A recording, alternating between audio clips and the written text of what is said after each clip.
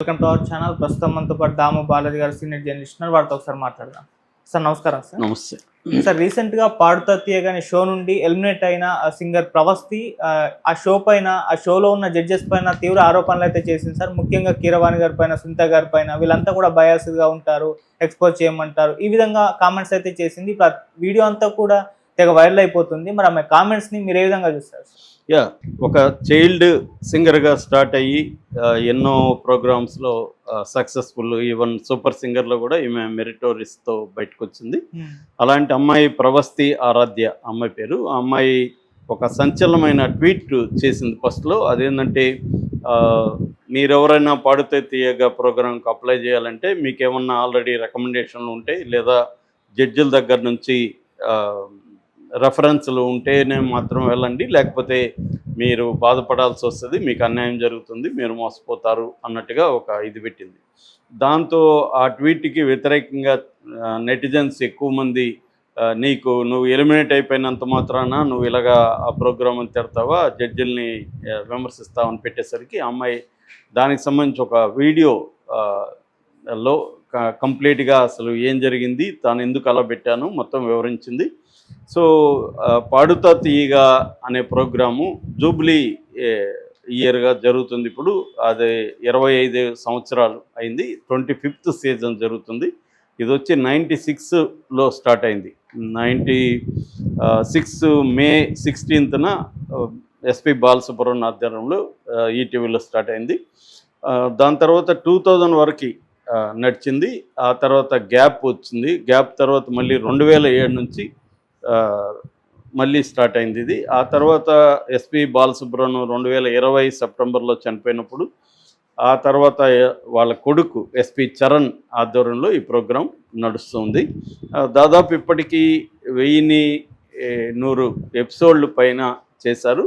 ఇది ఎంతో డిస్ట్రిక్ట్ లెవెల్లో కూడా చేయడం, దీంట్లో చాలామంది సింగర్స్ కూడా ముందుకు వచ్చారు. ఇక్కడ నుంచి తయారయ్యారు. యాక్చువల్గా మల్లికార్జున కావచ్చు, ఉషా కావచ్చు, స్మిత కావచ్చు, కారుణ్య కావచ్చు, గోపికా పూర్ణిమ, కౌసల్య, వేణు, గీతామాధురి, మాలవిక, అంజనా సౌమ్య, నిత్య సంతోషిని, ఇలాగ చాలామంది అయితే దీని నుంచి వచ్చారు. ఇది ఒక రకంగా అందరి ఇళ్లల్లో కూడా పాడడం అనే ఒక కల్చర్ని, సింగింగ్ కల్చర్ని, పిల్లలకి సింగింగ్ హ్యాబిట్స్ను నేర్పించాలనే ఒక కల్చర్ని కూడా ఇది డెవలప్ చేసిన ఒక ప్రోగ్రాం. ఇలాంటి ప్రోగ్రాం మీద ఒక సీరియస్ అలిగేషన్స్ రావడం అనేది ఇది ఫస్ట్ టైము. సో ఈ అమ్మాయి ఏం చెప్పింది ఆ వీడియోలో, ఆ తర్వాత అమ్మాయి కొన్ని ఛానళ్ళకి కూడా ఇంటర్వ్యూలు ఇచ్చింది. ఆ ఇంటర్వ్యూలో కూడా ఇంకా డీటెయిల్గా చెప్పింది. అమ్మాయి ప్రధానంగా నలుగురు మీద కంప్లైంట్ ఇచ్చింది, అంటే ఫిర్యాదు చేసింది వీడియోలో. ఒకటి ఫస్ట్ వచ్చి కీరవాణి, 2 సునీత, 3 చంద్రబోస్. వీళ్ళ ముగ్గురు కూడా జడ్జిలు. ఒక మ్యూజిక్ డైరెక్టరు, ఒక సింగరు, ఒక లిరిక్ రైటరు. ఈ ముగ్గురు కూడా జడ్జెస్. వీళ్ళు కాకుండా ఈ ప్రోగ్రామ్ ప్రొడ్యూసరు అది వచ్చి జ్ఞాపిక ఎంటర్టైన్మెంట్ ప్రైవేట్ లిమిటెడ్, వాళ్ళ మీద కూడా చేసింది. ఈ జ్ఞాపిక ఎంటర్టైన్మెంట్ ప్రైవేట్ లిమిటెడ్ వచ్చి 2014లో ఏర్పడింది. ఇద్దరు భార్యాభర్తలు దీన్ని స్టార్ట్ చేశారు, ప్రవీణ అండ్ అనిల్ కడియాల. అనిల్ కడియాల టీవీ ఇండస్ట్రీలో చాలా సీనియర్ అనుభవం ఉన్న వ్యక్తి. అలాగే ప్రవీణ కూడా, ఈమె యాక్టర్ కూడా, అరుంధతి, దమ్ము, గీతాంజలి, లెజెండ్ లాంటి సినిమాలో నటించింది. ఆమె దీనికి ఎండీగా ఉంటుంది. వీళ్ళిద్దరూ కలిసి పాడుతా తీయగా కావచ్చు, తర్వాత Antakshari, Swarabhishekam, wow, mister and missus, తర్వాత మోడర్న్ మహాలక్ష్మి, గామా అవార్డ్స్, ఇలాగ ఎన్నో ప్రోగ్రామ్స్ చేసిన వెరీ ఎక్స్పీరియన్స్డ్ ప్రొడక్షన్ హౌస్ అదేమో కొత్తది కాదు. సో వీళ్ళ నలుగురు మీద ఈ అమ్మాయి చేసింది. మొదట సునీత గురించి చెప్పుకుంటే, సునీత తనని చాలా దారుణంగా కామెంట్లు చేసిందని, పక్కన కీరవాణితో చెప్తుందని, మైక్ లేనప్పుడు, మైకు ఉందని ఆమె అనుకోలేదు, ఈ అమ్మాయికి హైపిచ్చి రాదు చూడండి, ఈ పిల్ల మేనేజ్ చేస్తుంది చూడండి అని చెప్పింది. అది నాకు వినబడింది అనేది నెంబర్ 1. నెంబర్ 2, నన్ను గ్రడ్జ్ పెట్టుకొని కావాలని నాకు తక్కువ మార్కులు వేసి, నాకంటే టాలెంట్ తక్కువ ఉన్న వాళ్ళని ఆమె ప్రోత్సహించింది. నా విషయంలో తప్పులుగా పట్టడం అనేది ఆమె చేసింది కావాలని. అట్లాగే నేను అట్టకపోయినా మా అమ్మ హర్ట్ అయ్యి ఆమె దగ్గరికి వెళ్ళి, ఎందుకు మా పాపకు అన్యాయం చేస్తారని అడిగితే, నువ్వు ముందు పో ఇక్కడ నుంచి అని ఏకవచనంలో చాలా చీదరగా మాట్లాడి ఆమెని అవమానించింది. అనేది ఆమె మీద పెట్టిన, సునీత మీద పెట్టిన విమర్శ. రెండో విమర్శ కీరవాణి నన్ను అవమానకరంగా మాట్లాడాడు. అంతకుముందు నేను వెడ్డింగ్ సింగర్గా కొన్ని చేశాను సార్, నాకు డబ్బులు లేక అని చెప్తే, వెడ్డింగ్ సింగర్స్ అంటే నాకు అసహ్యం, వాళ్ళు నా దృష్టిలో సింగర్సే కాదు అన్నాడు. ఆ తర్వాత 5వ ప్రైజ్ వచ్చిన వాళ్ళు మా ఇంట్లో చాకరీ చేసే గుంపులోకి తోస్తాను, వాళ్ళలో ఉండాల్సిందే మీరు అన్నాడు అనేది ఆయన మీద చేసిన విమర్శ. ఇక చంద్రబోస్ కూడా నన్ను కావాలని తప్పులు పట్టడం, ఆయన చేయాల్సిన పని మామూలుగా లిరిక్లు ఏమన్నా తప్పులు ఉంటే చెప్పాలి, కానీ ఆయన నా పెర్ఫార్మెన్స్లో తప్పులు పట్టడం, కావాలనే చేయడం చేశాడనేది ఆయన మీద పెట్టిన విమర్శ.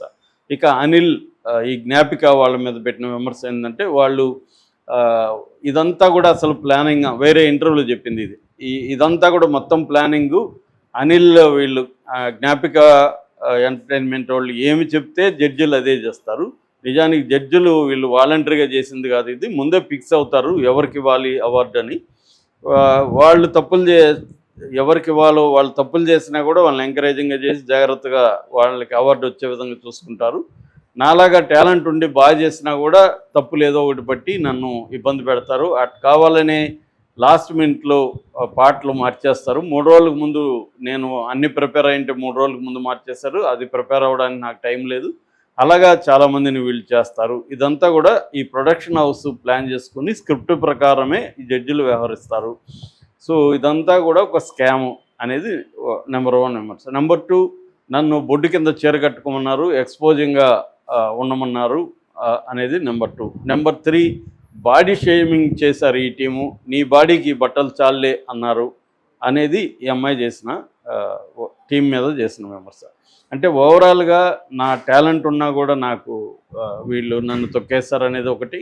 రెండోది బాడీ షేమింగ్ చేశారు, మా అమ్మని కానీ వాళ్ళని కానీ చేతరగా మాట్లాడారు. ఈ 3 రకాల విమర్శలు ప్రధానంగా చేశారు. అంటే ఇదంతా కూడా ఫెయిర్ అండ్ ఫ్రీగా జరగట్లేదు.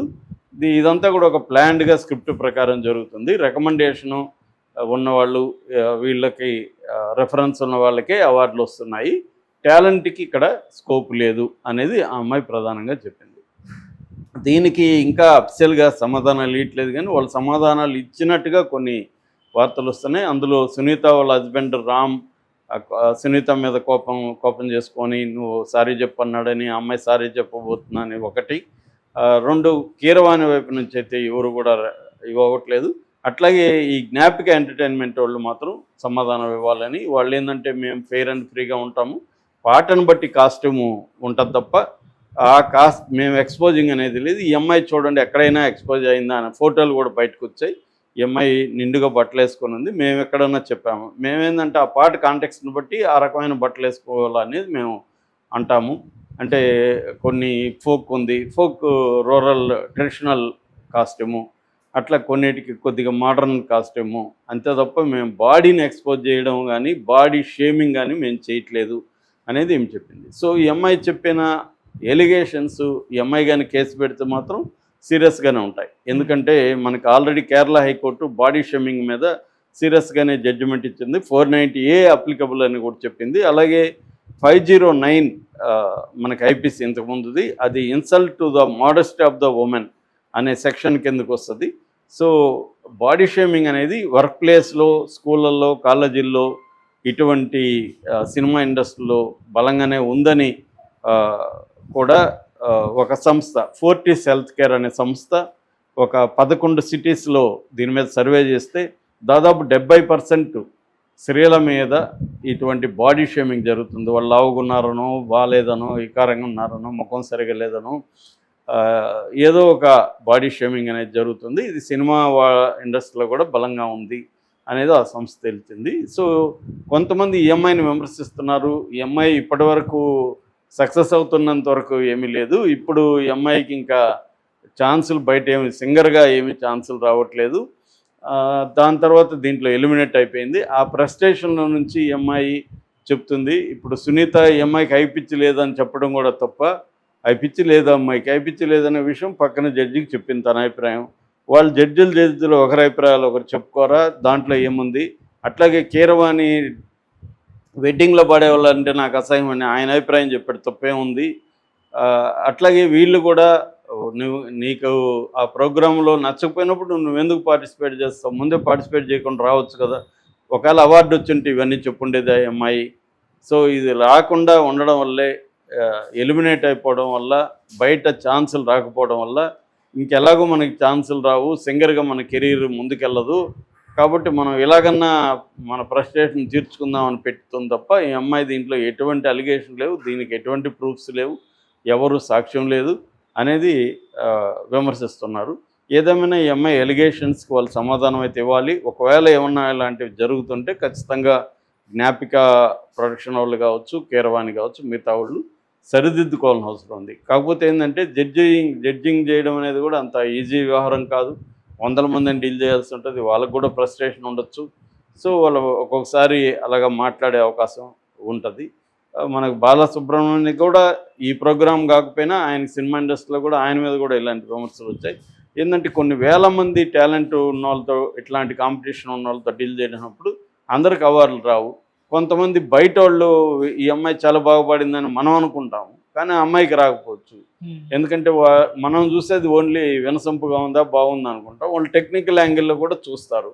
అంటే ఈ అమ్మాయి వాయిస్ పిచ్ ఎలా ఉంది, దీనికి సూట్ అయిందా లేదా, ఎమోషనల్ ఎఫెక్ట్ ఇస్తూ ఉందా లేదా, అనేక టెక్నికల్ ఆస్పెక్ట్స్ కూడా వాళ్ళు చూసుకుంటారు. కాబట్టి వాళ్ళు ఎంతో అనుభవం ఉన్నవాళ్లే కదా ఈ ముగ్గురు కూడా. సో ఎన్నో, మన చంద్రబోస్ అయితే ఆయనకి ఆస్కార్ కూడా వచ్చింది. సో ఈ స్థాయిలో ఉన్న వాళ్ళ మీద విమర్శలు పెట్టేటప్పుడు కొంత కాంక్రీట్గా ఉండాల్సిన అవసరం ఈ అమ్మాయికి ఉంది. ఈ అమ్మాయి కొన్ని విషయాలు నిజమా కాదో తెలియదు, వీళ్ళ మీద పెట్టినవి మరీ అంత ఘోరంగా వీళ్ళు ట్రీట్ చేసినట్టుగా చెప్తుంది. దాన్ని నిరూపించాల్సిన బాధ్యత ఈ అమ్మాయికి ఉంటుంది. కంప్లైంట్ నేను వీడియో చేసేస్తే నా పని అయిపోయినట్టుగా అమ్మాయి చెప్పడం కరెక్ట్ కాదు. రెండోది, నిజమైతే మాత్రం వీళ్ళు ఖచ్చితంగా సారీ చెప్పడం కానీ, ఆ అమ్మాయికి కాంపెన్సేషన్ ఇవ్వడం కానీ చేయాల్సి ఉంది. Okay sir, thank you so much sir.